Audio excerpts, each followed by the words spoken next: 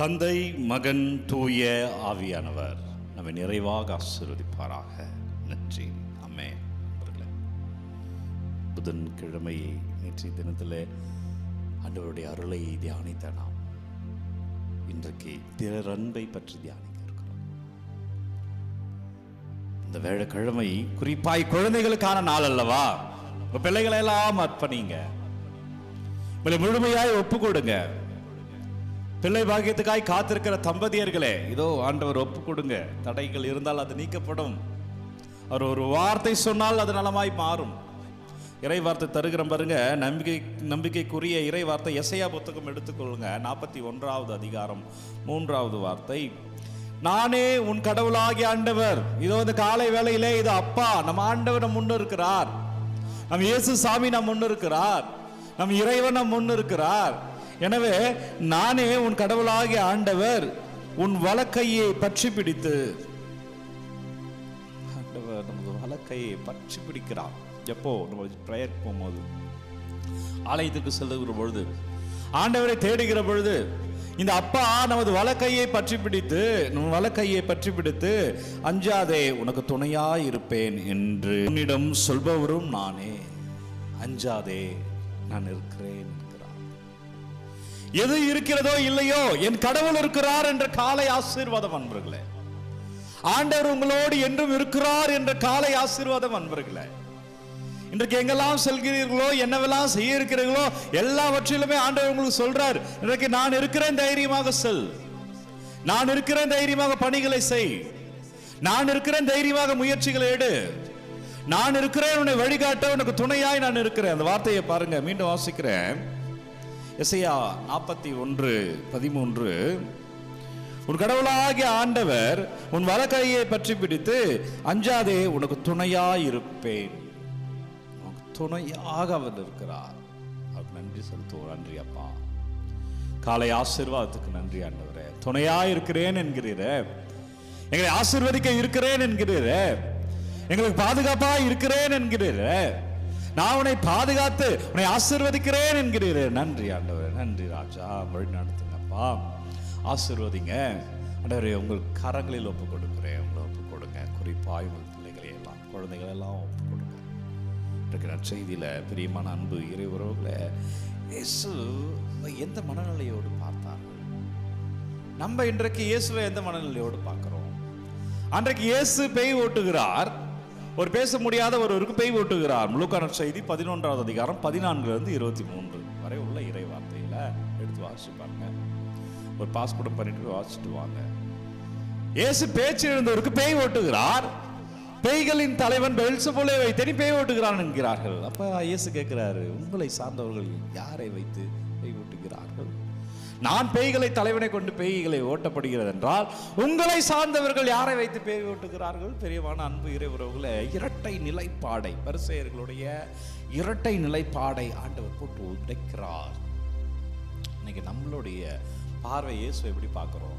இயேசுவை நம்ம என்ன ஃபாதர் பார்க்கிறோம்? சக மனிதனை நீ என்ன பார்க்கிறாயோ அதை இயேசுவை பார்த்து. நம்ம கோயிலுக்கு போனா, நான் பக்தியா கோயிலுக்கு போறேன்னு சொல்லுவோம். பல நேரங்களில் அடுத்தவர் போகும்போது சும்மா வெளியே அடையாளம் நடிக்கிறான். அந்த பார்வை இயேசுக்கான பார்வை. அடுத்தவரை குறை சொல்கிறது இயேசுக்கான பார்வை. நம்ம ஒருவரை கண்டிக்கிறோம், திருத்துகிறோம் என்றால் அவருடைய நலனுக்காக. ஒருத்தவர்கிட்ட குறைய சொல்கிறோம் என்றால் அவருடைய நல்லதுக்காக தான் சொல்றேன். ஆனால் அடுத்தவன் சொன்னா இவன் நெகட்டிவ், இவன் நெகட்டிவ் பர்சன், குறைய மட்டும் தான் பார்ப்பான் சொல்றோம். எனவே அடுத்தவர் செய்தால் வேறு, அதையே நான் செய்தால் வேறு என்ற மனநிலையோடு நான் பார்க்கிறேனா? இதுதான் இயேசுக்கு செய்தார்கள். ஆண்டவர் கேட்கிறாரு, நீ உன் சக மனுஷனுக்கு இப்படிதான் இருக்கிறியா? நான் ஒரு நன்மையான காரியங்கள் செய்கிற பொழுது நான் அதை அடுத்தவர் நலனுக்காக செய்கிறேன். ஆனால் அடுத்தவர் யாராவது எனக்கு பிடிக்காதவர்கள் அதை செய்கிற பொழுது சும்மா பெருமைக்காக பண்ணிட்டு இருக்கான். சர்ச்சிலே சொல்லுவோமே, பெருமைக்காக எல்லாத்தையும் செய்யறான். ஆண்டவர் இதே பார்வையில் தான் இயேசுவையும் பார்த்தார். எல்லாரும் இதே பார்வையில் பார்க்க முடியாது. ஒரு கணத்துல இப்படி இருந்தவர்கள் அடுத்த கணத்துல மாறி இருப்பார்கள். நாம் அவர்கள் குறை சொல்லி சொல்லி நம்ம ஆண்டவருக்கு எதிராகவே போய் கொண்டிருக்கிறோம். பிரியமான அன்பு இறைவர்களே, இந்த பார்வையை மாற்று. நீ எந்த அளவையால் அளக்கிறாயோ அதே அளவையால் உனக்கு அளக்கப்படும் என்கிறார். அப்ப ஆசீர்வாதத்தை வேண்டுகிற நாம், ஆண்டவரே என்ன தொடுங்கள் என்று கேட்கிற நாம், ஆண்டவரே என்ன மாற்றுங்க, பிள்ளைகளை மாற்றுங்க கேட்கிற நாம், நாம் மாறினாதான் அது மாறும். என்ன? அடுத்தவரை அன்பு பார்வையில், அடுத்தவருடைய வேலைகளை ஏற்றுக்கொண்டு, அடுத்தவர்களுடைய செயல்பாடுகளுக்கு மதிப்பு கொடுத்து, அடுத்தவருடைய உணர்வுக்கு மதிப்பு கொடுக்காவிடில் இந்த ஆசீர்வாதத்தை பெற முடியாது என்கிறார். உன்னை நேசிப்பது போல அயலான் நேசிக்கிறார். உனக்கு நான் என்ன செய்ய வேண்டும் என்று நீ விரும்புகிறாயோ அதே பிறருக்கு செய் என்கிறார். பிரியமான அன்பு உறவுகளை, அடுத்தவர்களை நம்ம எப்படி பார்க்குறோன்னு யோசிப்போம். ஒருவேளை நான் அடுத்தவர்கள் அதிகமாக தீர்ப்பிட்டு இருக்கிறேன்னா மன்னிப்பு கேட்டுருங்க. ஆமாம் ஃபாதர், நான் கோயிலில் இந்த மாதிரிலாம் குறை சொல்லியிருக்கேன், மன்னிப்பு கேட்டுருங்க.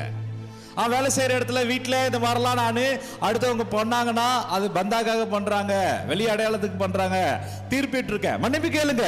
இந்த வாழ்வீர்கள், ஆசீர்வாதமாக வாழ்வீர்கள். நன்றி அப்பா. ஓ வல்லவரே, நல்லவரே, நன்றி. பிறர் அன்பில் நிலைத்திருக்கணும் என்ற செய்திக்காய் நன்றி. பிறரை நேசிக்க வேண்டும் என்ற செய்திக்காய் நன்றி. பிறரை அன்பு செய்கிற போது அது இறை அன்பாய் மாறுகிறது என்ற செய்திக்காய் நன்றி ஆண்டவரை. பிள்ளைகளை ஒப்பு கொடுக்கிறேன். குறிப்பாய் குழந்தை பாக்கியத்துக்காய் காத்திருக்கிற தம்பதியர்களை ஒப்பு கொடுக்கிறேன். ஆண்டவரே, நீங்க வழி நடத்துங்க அப்பா, தடைகளை உடைங்க அப்பா. உங்கள் பாதத்தில் சமர்ப்பிக்கிறேன். என்னவெல்லாம் விண்ணப்பங்களை அனுப்பி இருக்கிறார்கள் உங்கள் பாதத்தில் சமர்ப்பிக்கிறேன். ஆண்டவரே, நீங்க ஆசீர்வதிங்க ராஜா. உங்கள் பெயரால் வல்லமை, உங்கள் பெயரால் ஆசீர்வாதம், உங்கள் பெயரால் அபிஷேகத்துல, உங்கள் பெயரா கிருபையில நாங்கள் நிற்க, ஆண்டவரே உங்கள் பெயரா உங்களுக்கு சாட்சியமா இருக்க அப்பா எங்களோடு இருக்க வழி நடத்துங்க. ஆசீர்வதிங்க ராஜா. வல்லமையான நற்கருணை ஆண்டவர் உங்களை தொடுகிறார். ஆண்டவர் இயேசு சாமியின் பெயரில் அன்பர்களே அபிஷேகமாய் இந்த நாளில் இருப்பீர்கள். வல்லமையான நற்கருணை ஆண்டவர் உங்களை நிறைவாய் ஆசீர்வதிக்கிறார். ஆண்டவர் இயேசு சாமியின் பெயரில் வாழ்வீர்கள். நல்லது நடக்கும். தலைவணங்கி ஆண்டவருடைய ஆசீர்வாதத்தை பெற்றுக்கொள்வோம். எல்லாம் வல்ல இறைவன் நம்மை தந்தை, மகன், தூய ஆவியார் நம்மை நிறைவாக ஆசீர்வதிப்பாராக. இந்த நாளும் இனிய நாளே. அன்பர்களே, ஒவ்வொரு நாளும் விடியற் காலை 3 மணிக்கு இந்த ஆராதனை வழங்கி கொண்டிருக்கிறேன். யாருக்கு தேவை நினைக்கிறீங்களோ அவர்களோடு பகிர்ந்து கொள்ளுங்கள். உங்கள் விண்ணப்பங்களை கமெண்டில் அனுப்புங்க. உங்களுக்காக நான் தொடர்ந்து ஜெபிக்கிறேன். God bless you. Take care.